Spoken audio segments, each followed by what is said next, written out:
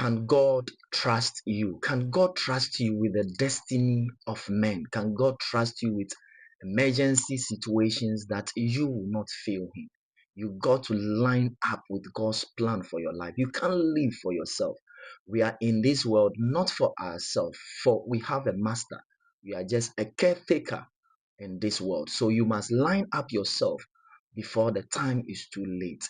Chronicles chapter 16 verse 9 says that for the eyes of the Lord walketh to and fro around the whole world to give strong support to them whose life are blameless before him.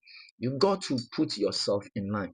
God, when he wanted to use Joseph, tested Joseph through Joseph's character by bringing him through a lot of people, even Potiphar's wife.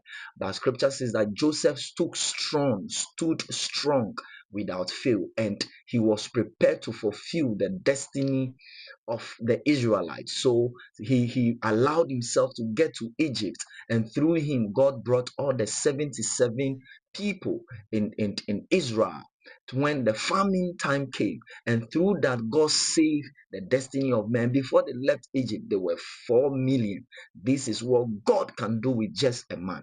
And God tested Abraham's faith by asking him to go and sacrifice his son Isaac at Mount Moriah.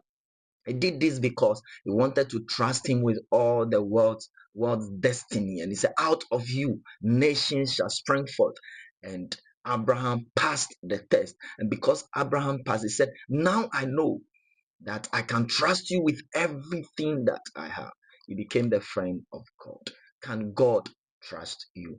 God tested the whole of Israel also when they were on their in the wilderness, 40 years in the wilderness, to know whether the people's heart and whether they will obey his commandment or not.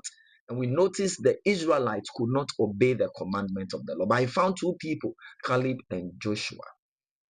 I pray that God will trust you with the destiny of man. And that is what God is calling for. Can God trust you? In a great house, there are not only vessels of gold and of silver, but also of wood and of clay, some for honor and some for dishonor.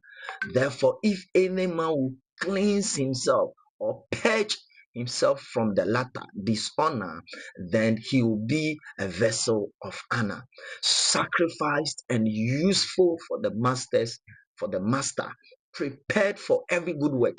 So when you purge yourself, you become ready, you become a ready vessel, and you become useful for the master. You'll be used at every time, and you become useful for every work. You see, the life of some people, whatever you ask them to do, they'll be able to do because they have been purged and they have sacrificed themselves and they have become useful to the master. And if you want to be useful to the master, then begin to prepare yourself, for God is looking for such people in this time and in this generation. God bless you. Shalom, peace, and life to you. Bye-bye.